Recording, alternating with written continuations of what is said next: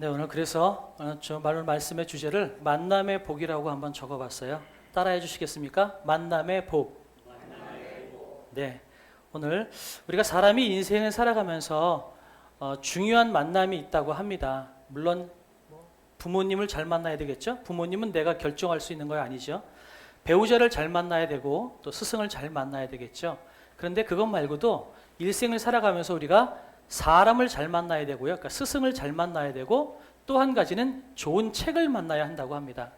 또 한 가지는 좋은 훈련을 만나야 한다고 이야기를 해요.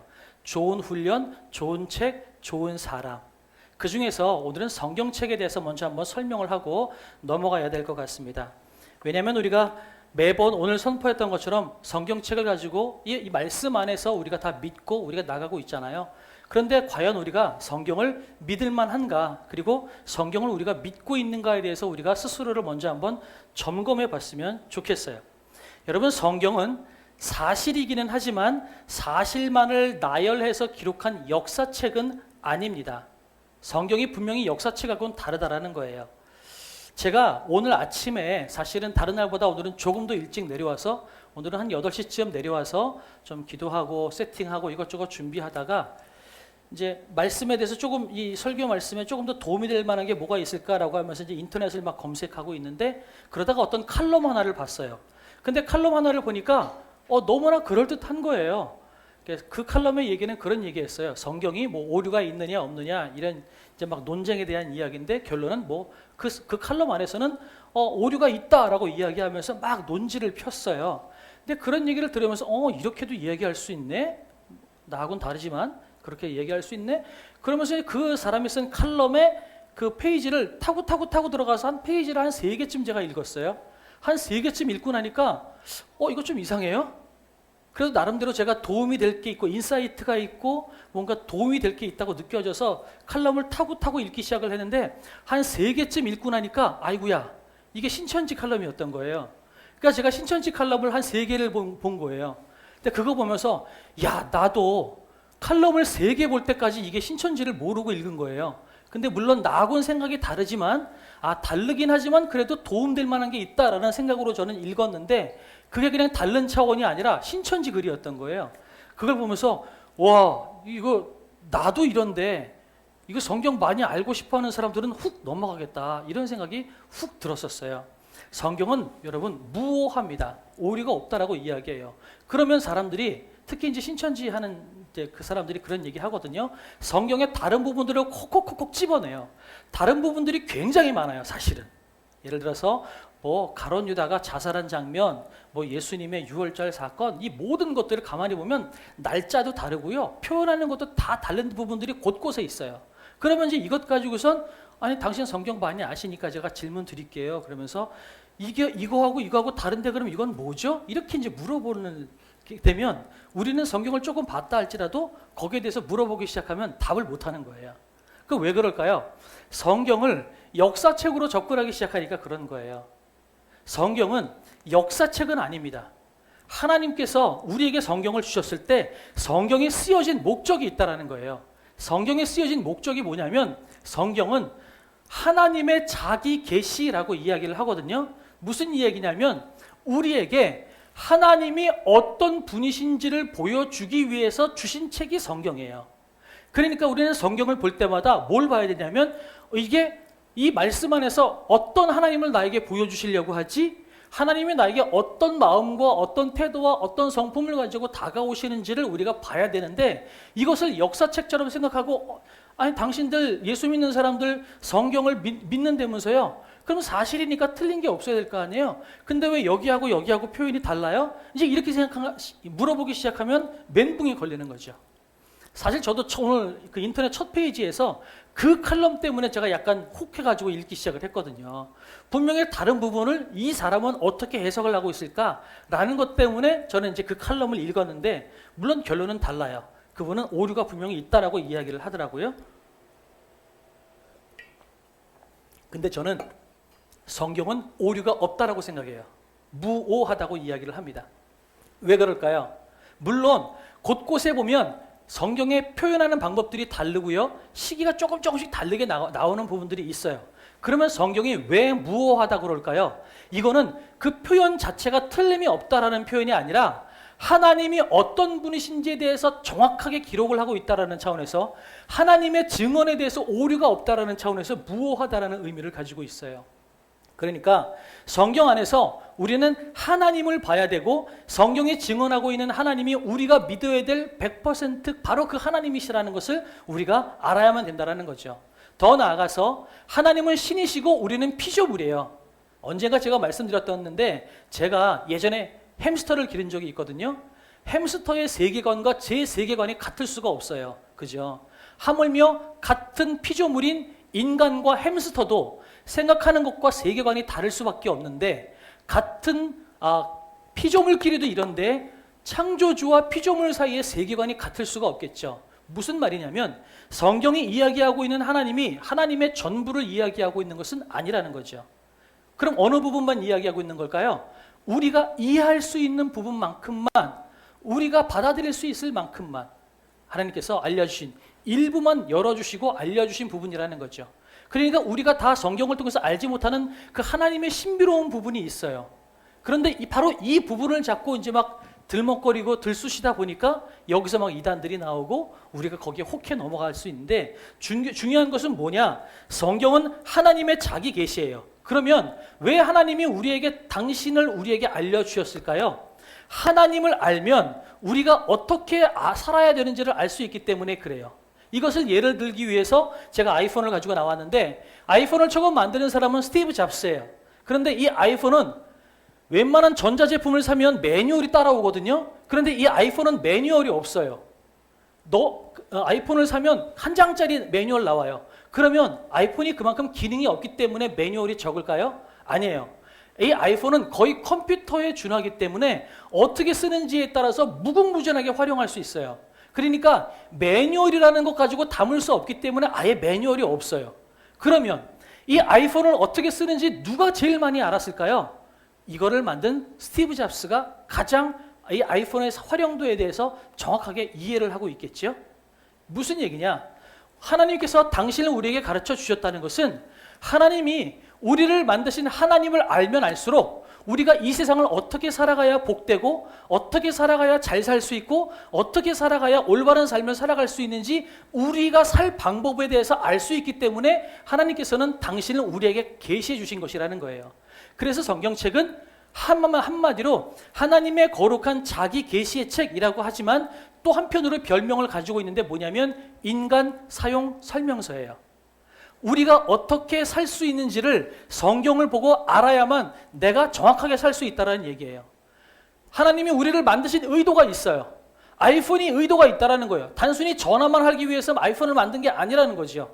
스티브 잡스는 이거를 만들면서 무궁무진한 세계를 꿈꿨고 그것들을 담아서 여기 하나에다 담은 거예요. 마찬가지로 하나님께서 인간을 만드셨을 때 인간을 향한 무궁무진한 꿈과 비전이 있으셨다는 거죠. 그걸 우리가 깨닫고 거기에 맞게 살아가기 위해서는 우리는 성경을 알아야 되는 거예요. 그런 차원에서 우리가 성경을 봤으면 좋겠다라는 거죠. 그러면 우리가 어떤 관점을 봐야 될까? 이걸 좀 보고 싶어요. 성경은 하나님이 어떤 분인가라는 것을 파악하는 관점으로 우리가 성경을 봐야 돼요. 다시 말씀드려서 하나님의 자기 계시를 위해서 쓰여졌으니 하나님의 마음, 하나님의 성품, 하나님의 계획, 하나님의 비전 이런 것들을 우리가 캐치해내기 위해서 말씀을 봐야 된다는 거죠. 그러니까 이 성경을 우리가 역사책이나 윤리적인 관점으로 성경책을 보다 보면 우리가 때로는 부닥치는 일들이 생겨요. 제가 되게 요즘에 도전되는 것 중에 하나가 우리 임원섭 집사님이 성경을 진짜 많이 보셨거든요. 근데 많이 보시면서 성경에 대한 질문을 저한테 질문지를 보내셨어요. 근데 이제 처음에 카톡할 때는 목사님 제가 성경 읽으면서 궁금한 게 있는데 지금 질문 좀 드려도 될까요? 그래서 하세요. 그랬거든요. 임원섭 집사님이 작정을 하고 이를 갈고 질문을 하시기 시작하는데 제 기억에 112문항이에요. 제가 답을 썼는데 제가 집사님께 50번까지밖에 답을 못 드렸을 거예요. 제가 지금 컴퓨터에 70번까지 마저 써놨는데 50번까지 드렸는데 페이지 수가 한 15페이지가 되는 것 같아요. 110개 문제 중에 50번까지 풀었는데 이게 뭐 논문 쓰는 것도 아니고 10페이지가 훌쩍 넘어가는 거예요. 근데 이거 보면서 한편으로는 너무 감사하다. 이렇게 성경에 대해서 궁금한 것 저한테 물으세요. 다른 데 가서 알려고 하지 마시고 여러분 저한테 물어보세요. 조금 전에 말씀드렸지만 신천지 같은 경우는 그거 비유로 풀어내거든요. 풀면 성경 안에서 안 풀리는 게 없어요. 아시겠죠? 근데 목사인 저는 이거는 저는 잘 모르겠는데요 라고 이야기하는 부분이 나올 수 있어요. 왜냐? 사람이 창조주에 대해서 다 알 수 없어요. 하나님께서 당신을 우리에게 증언해 주셨지만 우리는 거기에 대해서 100% 완벽하게 이해할 수는 없어요. 그러니 그 모르는 부분들을 억지로 해석하려고 그러다 보면 비유가 나오기 시작하고요. 비유로 우리가 풀기 시작하면 성경 안에 안 풀리는 게 하나도 없어요. 그렇게 풀기 시작하면 이제 오류가 생기기 시작하는 거죠. 이단이 거기서부터 출발하는 거예요. 하와가 선악을 알게 하는 실과를 먹었잖아요. 이거를 통일교회에서는 뭐라고 이야기하냐면 이 하와가 선악을 먹었다라는 것을 사단하고 성관계를 했다라고 생각을 해요. 그래서 죄악이 성관계를 통해서 이브의 하와에게 들어왔고 또 하와가 아담에게 실과를 먹으라고 그랬잖아요. 이것을 뭐라고 해석하냐면 하와가 사단과 성관계를 맺어서 죄악이 그 가운데 들어왔는데 그 하와가 아담과 다시 성관계를 해서 죄악이 퍼졌다. 이렇게 이야기를 해요. 그래서 그 성관계를 통해서 죄악이 퍼졌고 이것을 해결하기 위해서 어떻게 해야 되느냐? 여러분 예식을 통해서 합동 결혼식을 통해서 또 문선명과의 그 관계를 통해서 여러분 그 피가 정결해져야 된다라고 이야기하는 게 통일교예요. 그럴듯하잖아요. 그런데 여러분 그렇게 모든 우리가 알지 못하는 부분들을 그렇게 비유로 풀고 이렇게 적용해서 풀기 시작하면 안 풀리는 게 없어요. 근데 그거는 죄송하지만 이단입니다. 여러분에게 전혀 도움이 되지 않아요. 자, 성경은 하나님이 어떤 분인가를 파악하는 게 중요하다라는 거예요. 그러니까 윤리적인 관점이나 이런 쪽으로 역사적인 관점으로 보기 시작하면 때로는 오류가 생기기도 해요. 그러니까 성경을 볼 때 우리는 어떻게 봐야 되냐면 이 안에서 하나님이 나에게 뭘 말씀해 주시고자 하는 건가 라는 것을 봐야 된다는 거예요. 오늘 이모세 지사님 그 많은 질문들을 보면서 우리 많은 성도님들이 그렇게 생각할 수 있겠구나 라는 것들을 제가 깨닫게 돼서 제가 집사님께 동의는 안 드렸지만 나중에 기회가 되면 집사님께서 저에게 하셨던 질문들을 제가 112번까지 다 여러분에게 질문을 공유해 드리고 싶어요. 그리고 대답까지 공유해서 같이 여러분께 설명을 드리고 싶은 게 왜냐하면 성경을 많이 보신 집사님께서 그렇게 생각하실 정도라면 우리 모두도 다 그럴 수가 있겠다라는 생각이 들어서 이것들은 제가 한 번씩 정리해 드려야 되겠다. 여러분 질문이 있으면 저한테 카톡이나 수시로 질문해 주세요. 그러면 제가 최대한 해답을 드리도록 하겠습니다. 자, 이걸 역사적인 관점이나 윤리적인 관점으로 보면 오류가 생긴다는 게 뭐냐면 예를 들어서 이렇게 하는 거죠. 이순신 장군의 전기를 만들었어요. 그럼 이순신 장군의 전기 위인전을 썼다면 이 이순신 위인전은 무슨 관점으로 쓴 거예요? 이순신 장군이 얼마나 훌륭한지에 대해서 우리가 보고 그것을 교훈을 얻어서 우리가 그렇게 살아야겠다라는 도전을 얻기 위해서 쓴 것이 이순신 장군의 전기겠죠. 그렇다면 이순신 장군의 일생을 적을 때에 모든 일생을 살았던 모든 날수를 일일이 다 역사적으로 시간순으로 배열해서 기록을 할까요? 안 그렇겠죠. 건너뛰겠죠. 그러면서 뭘 기록할까요? 이순신 장군이 이렇게 훌륭했었다라는 것을 이야기하기 위해서 그런 장면들을 적겠죠. 그런데 이것을 역사적인 관점이나 다른 관점으로 보게 되면 이렇게 되는 거예요. 아니 이순신 장군에 대해서 기록했는데 사람인데 밥도 안 먹어? 사람인데 똥도 안 싸? 화장실 간 얘기도 없고 밥 먹었다는 얘기는 한 번도 나오질 않아요. 그러면 이 이순신 장군의 위인전기 이건 가짜네? 여러분 그렇게 이야기할 수 있을까요? 아니죠. 이것은 역사적인 관점으로 그렇게 해석하고 분석하다 보면 오류가 있다고 생각하기 시작하는 거예요. 성경이 바로 그런 거예요. 성경은 하나님께서 왜 이 책을 우리에게 주셨는지, 왜 당신을 우리에게 보여주셨는지에 대한 관점으로 보고 또 그것을 깨닫기 위해서 그 당시의 정황, 역사적인 상황, 또 그 다음에 사람들의 마음, 또 이것을 읽는 우리의 상황, 이 모든 것들을 분석해내고 여러 가지 것들을 찾아내서 그 가장 답이라고 생각하는 정확한 답을 찾아가는 것이 여러분 성경을 읽는 우리의 관점이 되어야 된다는 거죠. 좀 어렵죠? 그래서 저 같은 사람이 있는 겁니다. 여러분 성경 다 여러분이 해석할 수 있으면 제가 어떻게 먹고 살겠어요? 그건 농담이고요. 자, 그래서 여러분 성경을 볼 때 하나님의 마음으로 봤으면 좋겠다라는 거죠. 그래서 오늘 본문도 마찬가지예요. 이 성경을 윤리적인 관점으로 보기 시작하면 진짜 이해가 안 되는 부분 중에 하나가 바로 오늘의 이 본문이라는 거죠. 왜 이스라엘의 조상이라고 하는 그 사람들 중에서 하나님께서 야곱을 넣었냐라는 거예요. 왜 야곱을 넣었는가라는 거죠. 한번 보세요. 야곱이 어떤 사람일까요? 우리가 다 알고 있죠. 야곱은 태어날 때부터 자기 형의 뒷발꿈치를 붙잡고 졸졸졸 따라 나온 존재예요. 그죠? 그래서 야곱이라는 이름이 뭐냐면 발꿈치를 잡았다라는 뜻이에요. 발꿈치를 잡았다라는 뜻이 야곱이고 또 한 가지 야곱에게는 별명이 있어요. 뭘까요? 속이는 자라는 별명이 있어요. 그러니까 야곱 그러면 사람들이 너는 야곱이야 라고 이야기할 때 그 사람들은 그 야곱이라는 말을 들으면서 머릿속에 떠올려지는 것, 얘가 발꿈치를 붙잡고 나온 애구나. 얘는 거짓말하고 속이는 애구나. 여러분 그렇게 사람들은 이해를 한다라는 거예요. 자, 그런 사람인데 어떻게 이게 성경에 나와 있냐라는 거예요. 야곱은 아마 평생토록 그런 마음을 가지고 살았을 거예요. 너는 야곱이야 라고 이야기할 때 뭐라고 이야기하는 거냐면 너는 야망이 있는 사람이야. 너는 네 욕심 채우기 위해서 무슨 짓이든 할 사람이야. 여러분 이렇게 이야기하고 있는 거예요. 평생을 그런 얘기를 듣고 살았던 것이 야곱이에요. 너는 속이는 자야. 너는 못된 놈이야. 너는 야망이 많고 꿈이 많고 너는 네 꿈 이루기 위해서는 무슨 짓이든 할 만한 존재야. 여러분 이런 말을 평생 듣고 살았던 것이 야곱이에요. 그런데 그렇게 듣고 살았기 때문에 그랬는지는 모르지만 야곱은 정말 그랬어요. 아시겠지만 자기 형이 사냥을 하고 돌아와서 배고팠을 때 팥죽 한 그릇을 주고선 뭘 받았어요? 네 장자권 나한테 줘라고 이야기해서 장자권을 자기가 받는 일도 했죠. 그 다음에 또 어떤 일을 했어요? 자기 아버지가 눈이 어두워서 이제 내 아들에게 축복해줘야 되겠다라고 이야기했을 때 야곱이 자기 형처럼 손에다가 털을 붙이고 목소리를 걸걸하게 바꿔서 자기 형 대신 들어가서 자기가 형인 마냥 속이고 아버지에게 장자의 축복을 받고 그렇게 도망쳤던 인물이 야곱이에요. 그렇다고 놓고 본다면 우리는 윤리적인 모습으로 야곱을 우리가 보면 아니 이런 사람이 어떻게 성경책에 들어가야 되죠? 더군다나 이런 사람이 어떻게 이스라엘의 아버지, 이스라엘 지파의 조상이 되냐 말이죠. 그러면 우리가 윤리적인 관점으로 성경을 보면 답이 나오지는 않는 거예요. 이게 뭐야? 그런데 하나님이 왜 이 야곱을 우리에게 주셨고 또 왜 이 야곱을 하나님께서 끝까지 돌보시고 계셨는지를 우리가 보셔야 돼요. 창세기 28장 15절에 보면 야곱이요 형을 속이고 나서 도망갔어요. 그러니까 회개하지 않았어요.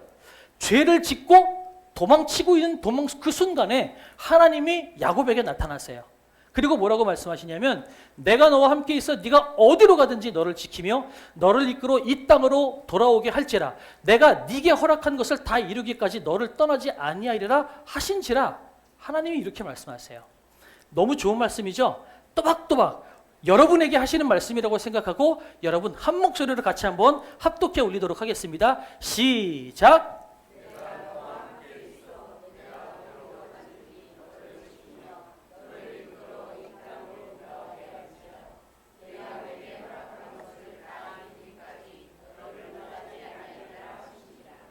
아멘. 네, 맞아요. 이런 본문이 나오면 진짜 성경 이해하기 어려운 거죠. 죄 짓고 도망가는 사람한테 하나님이 뭐라고 그러냐면 네가 어디를 가든지 내가 너 지켜줄게. 내가 너에게 허락한 것을 다 이룰 때까지 내가 너를 떠나지 않을 거야. 진짜 멋있잖아요. 근데 이거를 이해하려면 지금 우리가 성경을 보는 이 관점을 다시 한번 해석해야 될 것 같아요. 창세기, 더 나아가서 이 모세오경은 하나님께서 이스라엘 백성에게 읽으라고 준 책이에요. 그죠? 그런데 이스라엘 백성이 어떤 백성인가요? 이스라엘 백성은 끝까지 하나님 안 믿고 부정하고 배신하는 민족이에요. 끝까지 죄짓고 넘어지는 민족이 이스라엘 백성이에요. 그런데 그 백성에게 지금 하나님께서 읽으라고 준 책이라는 거죠. 그런데 만약에 그 이스라엘 백성에게 읽으라고 준 책에게 하나님께서 당신을 증언하실 때 너 내 말 한마디라도 어기면 내가 다 죽여버릴 거야. 목을 꺾어버리고 다리 꺾어버리고 다 죽여버릴 거야. 여러분 이렇게 만약에 이야기했다면 그 성경을 읽는 이스라엘 백성들이 어떤 마음이 들었겠어요? 하나님은 무서운 하나님이구나. 하나라도 어기면 큰일 나겠구나. 그렇게 생각하겠죠. 그런데 이 성경책을 읽는 이스라엘 백성에게 하나님께서 말씀하고 계시는 거예요. 너희들, 나는 너희들이 우상 숭배하고 넘어지고 죄짓고 연약하고 도무지 너희들의 삶 가운데 도무지 사랑받을 만한 값어치가 하나도 없다는 거 나는 너 알아. 너희들도 니네 알지? 그런데 너희들이 사랑받을 만한 자격이 하나도 없지만 그래도 나는 너를 사랑할 거고 나는 너를 떠나지 않을 거야. 이 이야기를 창세기를 통해서 하나님이 이스라엘 백성에게 해주고 있다는 거예요. 그러면 이 이야기를 읽는 우리는 어떻다는 거예요? 하나님께서 동일하게 우리에게 말씀하시는 거예요. 너희들 이 세상 살아갈 만한 가치 전혀 없는 쓸모없는 존재라는 거 너희들 알아? 너희들 니네 살아가는 거 생각해봐. 너희들 죄 안 짓고 멀쩡하게 살아? 너희들이 죄인이 아니라고 이야기할 수 있어? 너희들은 다 쓸모없는 인간들이야. 로마서에 그런 말씀하잖아요. 우리가 아직 죄인 되었을 때에 메시지 성경에 뭐라고 이야기했다고요? 우리가 아무짝에도 쓸모없을 때에 라고 메시지 성경에 이야기했다라고 말씀을 드렸어요. 우리는 아무짝에도 쓸모없을 것만큼 우리는 죄악 가운데 넘어지고 쓰러질 수밖에 없는 약한 존재예요.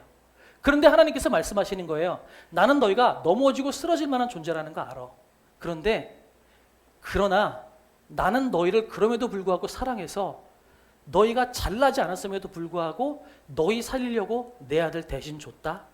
이게 성경의 이야기예요. 그리고 내 아들을 대신 죽이기까지 너희를 사랑했기 때문에 나는 너희가 무슨 짓을 하든지 간에 너희를 떠나지 않고 내가 너희를 회복시킬 거고 하나님의 사람답게 만들 때까지 내가 너희를 절대로 떠나지 않을 거야. 이 약속의 메시지가 성경을 통해서 우리에게 주어지는 메시지라는 거예요. 그러니까 오늘 야곱을 보면 야곱이 전혀 칭찬받을 만한 자격이 없어요. 근데 하나님이 죄 짓고 도망치는 야곱을 향해서 나는 너를 떠나지 않을 거야 라고 이야기해요. 이것은 우리에게 하는 얘기예요. 여러분 깨끗하세요? 안 그렇죠? 우리는 우리 자신을 돌아다보면 정말 더럽기 한량이 없는 사람들이에요. 그런데 그런 우리에게 하나님께서 오늘 찾아오신 거예요. 너희 지금 더럽지? 죄 졌지? 넘어져 있지? 그런데 나는 너희를 사랑하고 너희를 이끌어서 너희에게 허락한 것을 다 이룰 때까지 나는 너희를 떠나지 않을 거야 라고 하나님께서 약속하시는 거예요. 이 말씀을 들은 이스라엘 백성들은 어떤 마음이 들었을까요? 위로가 생겼겠죠. 그래, 오늘 넘어졌어. 하지만 그래도 하나님 안 떠났어. 그러면 내일 일어나서 우리는 어떻게 해야 돼요? 다시 한번 해보자. 오늘은 실패했지만 내일 일어나서 다시 한번 살아보자. 다시 한번 하나님께서 기뻐하시는 인생 살아보자. 다시 한번 해보자. 여러분 그렇게 격려 얻고 도전 얻고 그렇게 살아나지 않겠어요? 그 하나님의 성품을 이스라엘 백성에게 알려주시기 위한 샘플로 야곱을 세우신 거예요. 그리고 성경의 인물들을 가만히 살펴보면요, 온전해서 사랑받은 사람이 그렇게 많지 않아요. 아시죠? 다윗 가늠했던 사람이에요. 솔로몬 자기 부인 처첩을 1000명이나 뒀던 사람이고 나중엔 그것 때문에 우상숭배했던 왕이에요. 안 그랬던 사람이 어디 있어요? 아브라함 자기 아내 속이고 자기 아내를 누이라고 속여가지고 와이프까지 뺏기는 그런 찌질한 남자였어요. 그런 사람들이 성경 안에 득식을 한데, 그런데 하나님께서 그런 사람들을 다 바꾸시고 변화시키셔서 하나님의 백성으로 만드시는 것이 성경의 스토리예요. 그것을 우리에게 하나님께서 주신 이유는 너희가 자격 없고 쓸모없는 존재임에도 불구하고 나는 너희를 사랑해서 너희를 떠나지 않을 거고 너희를 내가 하나님의 백성답게 만들어낼 거야 라고 하는 약속을 주시는 것이 성경의 말씀이라는 거예요. 그런데 만약에 혹시 성경을 보면서 여러분이 이것을 윤리적인 잣대로 생각해서 아니 이렇게 야곱같이 나쁜 인간들 죽여야죠, 죽이십시오 라고 이야기한다면 여러분은 뭐라고 이야기하는 거냐면 하나님 날 좀 죽여주십시오 라고 하는 이야기와 같아요. 왜 그러냐면요, 여러분 우리가 야곱보다 나은 것이 있을까요? 야곱은 팥죽 한 그릇에 장자를 샀고요, 자기 형 대신 털을 붙이고 속여서 장자의 축복을 받았어요. 무슨 얘기예요? 그냥 기도 받은 거예요. 형이 받을 기도 자기가 받은 거예요. 우리는 뭐해요? 내 필요라면 속이고 오만 것들을 다 하잖아요. 제가 지금 새벽 예배 때 언젠가 그런 얘기 했는데 요즘에 신문에서 아마 오늘일걸요? 퀴어 축제 하는 날이? 그죠? 그러면서 우리가 교회 다니시는 분들 동성애자에 대해서 손가락질하고 나쁜 거라고 죄라고 이야기하잖아요. 저도 공감해요. 그거 죄예요. 왜냐하면 성경이 죄라고 이야기하니까 그건 죄예요. 그런데 문제는 그 동성애자를 향하여서 손가락질하고 그렇게 난리법석을 칠 만큼 우리는 과연 깨끗하냐라는 얘기예요. 성경은요, 살인하고 간음하는 죄보다 하나님 아닌 우상을 섬기는 것을 더 큰 죄로 여겨요. 그래서 10계명의 제일 첫 번째 계명이 뭐예요?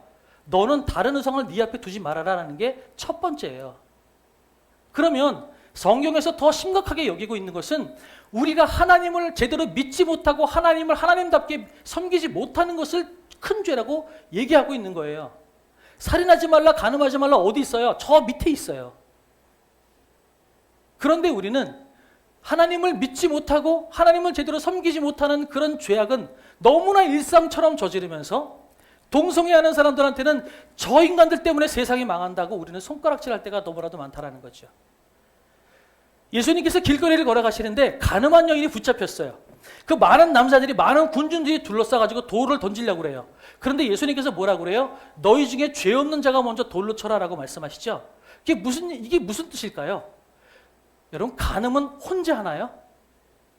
간음을 하려면, 여자가 간음을 하려면 남자도 있어야 돼요. 그죠? 그러면 그 돌로 치고 있는 그 무리 중에 어떤 한 사람은 지금 이 여인과 간음을 한 사람이라는 거예요. 그 사람이 같이 돌에 맞아 죽어야 되는데 지금 모든 사람들이 다 뺑 둘러가지고 그 여인만 돌로 치려고 하고 있다는 거죠. 그럼 예수님이 무슨 얘기하고 있는 거냐면 너희는 돌 안 맞아도 되니? 그래, 이 여인은 가늠해서 돌 맞을 만은 해. 그래, 돌 던져도 돼. 그런데 돌이켜보잔 말이지. 이 여인은 돌 맞아도 싸다면 너희는 돌 안 맞아도 되냐? 라고 예수님이 물어보시는 거예요. 너희도 이 여인처럼 돌 맞을 짓 하고 살지 않았었냐? 그런데 너희들은 드러나지 않았을 뿐이지. 드러나지 않았으니까 너희들이 돌멩이를 짚고 있을 뿐이지. 이 여인은 드러난 죄밖에 없고 너희들은 똑같이 연약하고 똑같이 죄 지는 더러운 인간들인데 너희들은 드러나지 않았으니까 그거 들고 있는 거 아니야? 라고 이야기하는 거예요. 무슨 얘기예요? 우리의 죄는 야곱보다 더 심각하다는 겁니다. 하나님 제대로 믿지 못해서 삶의 수많은 결정마다 내 의지, 내 판단, 내 이성 가지고 얼마나 많은 우리 인생을 결정합니까? 여러분, 성경으로 빗대면 여러분은 동성애자보다 훨씬 더 추악한 죄를 저지르고 있는 사람들이에요. 그렇게 놓고 보면 이 안에 저 퀴어 죽지 않은 사람들한테 저 인간들 더러운 인간들이라고 손가락질할 때 우리는 그거보다 더 더러운 인간이라고 우리는 고백해야만 돼요. 그래서 우리는 그분들에게 손가락질 하지 말라는 얘기가 아니에요. 죄는 죄예요. 그러나 거기에 대해서 소리치기 전에 우리는 우리를 먼저 성찰하는 것이 필요할 것 같아요. 저는 그런 생각이 해요.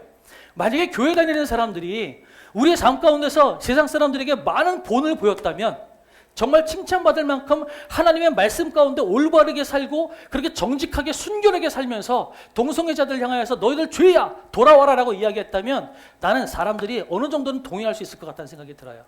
근데 사람들이 왜 우리 크리스찬들이 동성애자를 향해서 손가락질할 때 많은 사람들이 왜 우리를 향해서 손가락질할까요? 너희들도 똑바로 못 살면서 왜 너희들은 동성애자다 죄라고 얘기해? 이것이 많은 사람들이 비난하는 그 비난의 논지 아닐까요? 무슨 얘기예요? 너희도 죄인이라는 얘기예요. 그렇게 따지면 야곱보다 우리가 나은 것이 하나도 없어요. 그래서 성경은 우리를 뭐라고 이야기하냐면 이게 어려운 용어로 전적인 부패. 우리는 뼛속까지 부패한 인간이라는 게 전적인 부패예요. 이것이 우리의 신앙생활의 출발점이에요. 우리가 전적으로 부패했다는 사실을 우리가 알지 못하면 우리를 위해서 예수님이 십자가에 못 박히셨다는 그 은혜가 감동으로 오지 않는 거예요. 여러분, 우리는 뼛속까지 죄인입니다.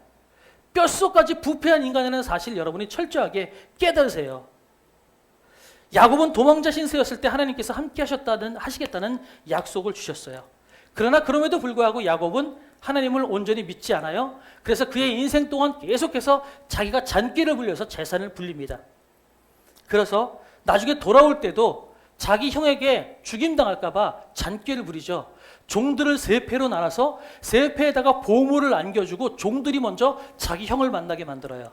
제가 오늘 왜 여러분 들어오실 때 입구에서 제가 선물을 나눠드리는 줄 아세요? 일단 받으면 기분 좋잖아요. 그죠? 안 받고 저희들이 여러분 말씀 듣는 것보다 뭐 받고 말씀드리면 좀 더 열릴까 봐 제가 일부러 드리고 시작한 거예요. 야곱이 그랬어요. 자기 형에게 선물을 먼저 선물 공세하고 마음이 열릴 걸 생각하고선 그 다음에 자기가 만날 생각을 한 거예요. 그런데도 마음이 안 놓이니까 어떻게 하냐면 자기 가족들을 먼저 다 보내요. 자기 가족들 혹시 형이 죽이면 자기는 토끼려고 도망치려고. 이게 야곱의 삶이에요. 그런데 그런 야곱을 하나님께서 만나주시죠. 만나주시고 나서 하나님께서 야곱을 이스라엘로 바꿔주십니다. 다시는 야곱이라고 하지 말아라. 이스라엘이라고 해라. 오늘 읽은 우리의 본문이 그 본문이에요. 야곱이 무슨 얘기라고 그랬죠? 너는 야망 많은 놈이야. 욕심 많은 놈이야. 네 뜻을 이루기 위해서는 수단과 방법 가리지 않는 놈이야. 너는 속이는 놈이야. 이런 의미를 가지고 있는 야곱이었는데 하나님께서 야곱을 만나주시면서 뭐라고 말씀하시냐면 너는 이제 더 이상 속이는 자가 아니라 하나님과 겨루어 이긴 자. 하나님이 어떻게 야곱한테 질 수 있었겠어요? 하나님이 저 주신 거죠. 하나님의 은혜로 저 준 자. 이게 야곱의 의미라는 거예요. 그렇게 하나님께서 바꿔주십니다. 하나님을 만나면 누구나 다 인생이 변합니다. 아무리 더럽고 아무리 가능성 없는 존재라 할지라도 전적인 부패라고 이야기했어요.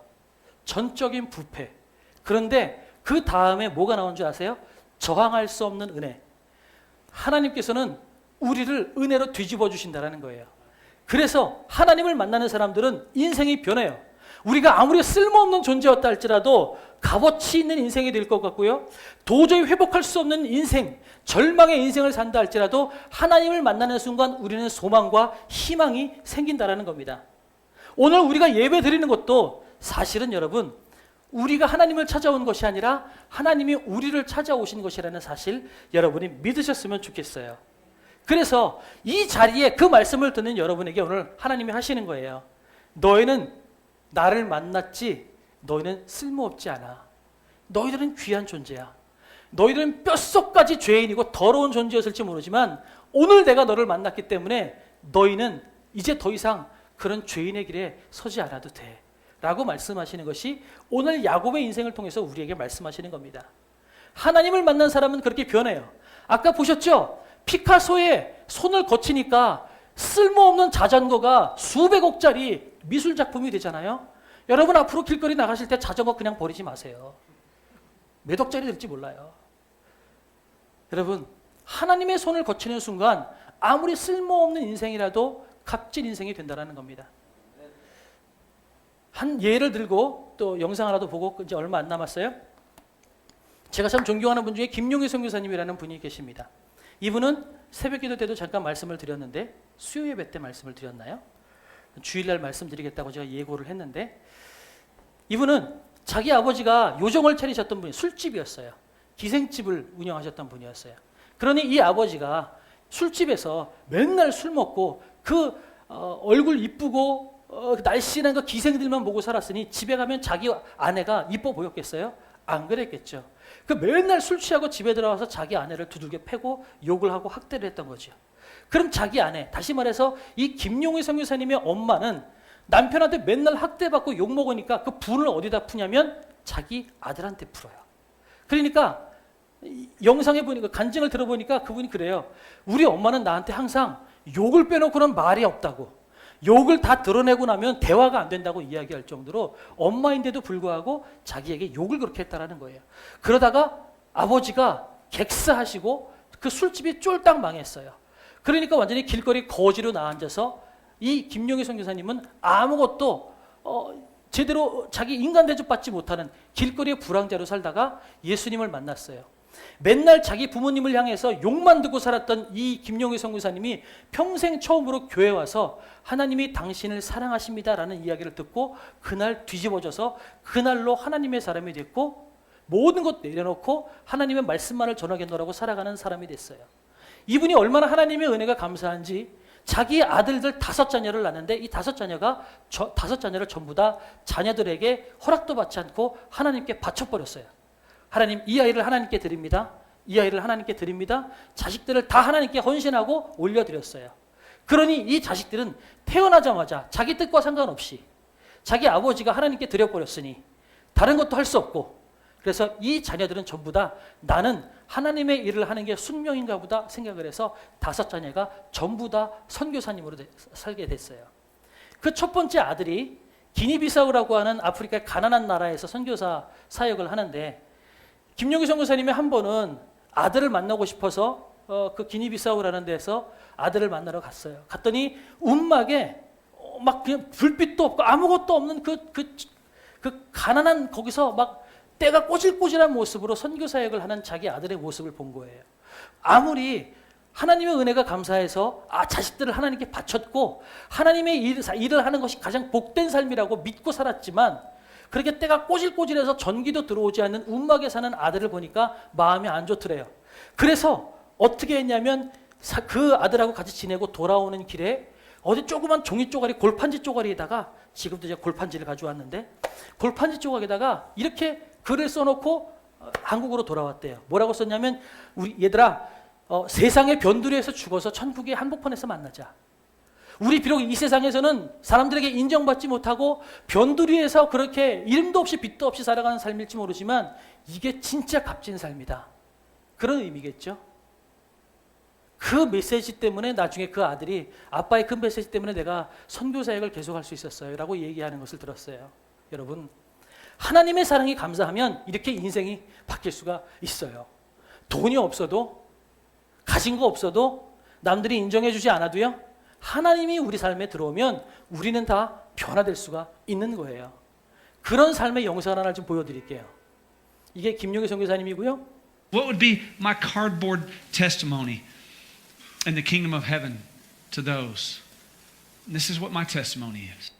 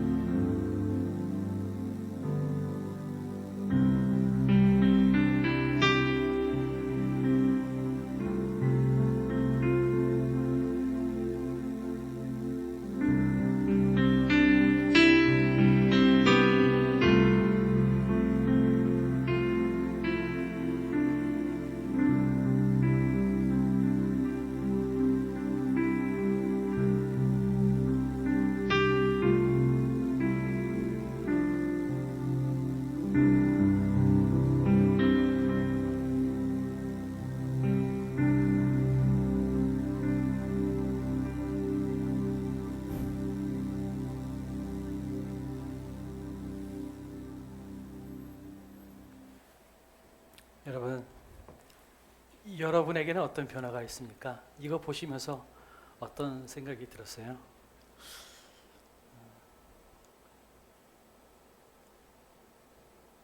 여러분의 이전의 삶과 지금의 삶이 어떤 변화가 있는지 한번 체크해 보시면 좋겠어요. 예수 그리스도를 만났는데 혹시 우리의 삶에 변화가 없다면 혹시 여러분 예수 그리스도를 거짓으로 믿고 있는 건 아닐까요? 주님께서 끊임없이 여러분의 마음을 두드리고 계신데 여러분이 교회는 다니지만 그 주님께 여러분의 삶을 내어드리지 않고 전혀 변화가 없는 삶을 살고 있는 것은 아닐지 모르겠어요. 오늘 이번 일주일 동안은 여러분 이분들이 이야기했던 것처럼 여러분의 이전의 삶과 예수 믿고 변화된 삶이 차이가 있는지를 한번 여러분이 찾아보시면 좋겠어요. 할 수 있다면 다음 주에 같이 나누면 더 좋겠어요. 저는 이거 보다가 이런 생각을 했어요. 나는 뭐가 변했나? 보세요. 오래전에 저는 우울증 걸렸던 사람이에요. 그죠? 잘 살고 있어요. 이렇게 이야기할 수 있는 것은 과거의 내 연약함이나 약함이 하나님 앞에서 회복되었다라는 믿음이 있을 때 이렇게 이야기할 수 있어요. 이것이 수치스럽다면 저는 이걸 이야기하지 못했을 것 같아요. 그러나 하나님의 사랑은 그 무엇보다 크시다는 것을 믿기 때문에 제가 이렇게 이야기할 수 있다고 믿고요. 제가 제 스스로를 용서할 수 있고 또한 서로 간의 관계의 문제라면 서로가 서로를 용서할 수 있어야만 돼요. 어떻게 불륜을 저지른 배우자를 용서할 수 있었겠어요? 용서했으니까 이 사람들은 나와서 회복되었다라고 이야기할 수 있겠죠. 예수 믿었을 때 우리의 삶은 변합니다. 그렇다면 여러분께 도전을 드립니다. 이번 한 주간 동안 여러분 내 삶이 진짜 변했나? 예수 믿기 전에 내 모양과 예수 믿은 이후에 내 모양이 어떤지 여러분 스스로 한번 보시기 원합니다. 그리고 정직하게 그것을 고백할 수 있는 여러분이 되었으면 좋겠어요. 이 시간에는 우리 찬양하면서 우리 봉헌하고요. 찬양 올려드리면서 잠깐 기도하고 축도하고 마치도록 하겠습니다. 여러분, 오늘의 내가 있는 것은 하나님의 은혜 때문입니다. 그 마음으로 우리 찬양하도록 하겠습니다.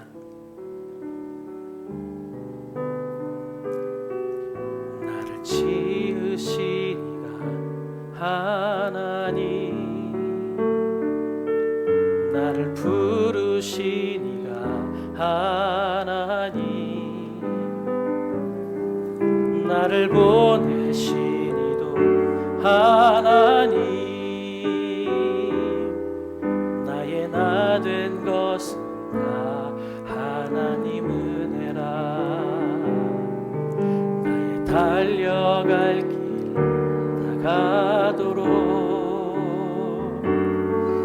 나의 마지막 다하도록 나로 그 십자가 품게 하시니 나의 나 된 것은 다 하나님 은혜라. 한량없는 은혜, 갚을 길 없는 은혜, 내 삶을 애워싸는 하나님의 은혜. 나 주저함 없이 그 땅을 밟음도 나를 붙드시는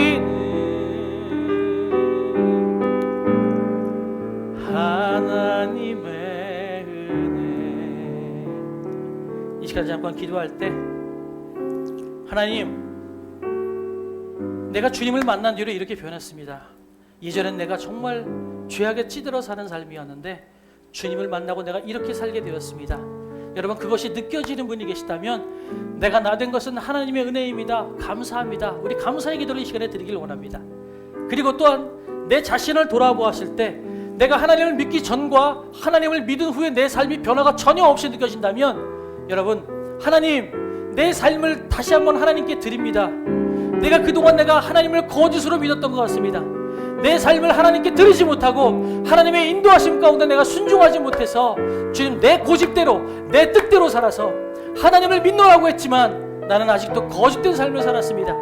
내 삶을 변화시켜 주시옵소서. 우리 그렇게 내 삶을 변화시켜 달라고 주 앞에 간구하는 기도를 주 앞에 드리기를 원합니다.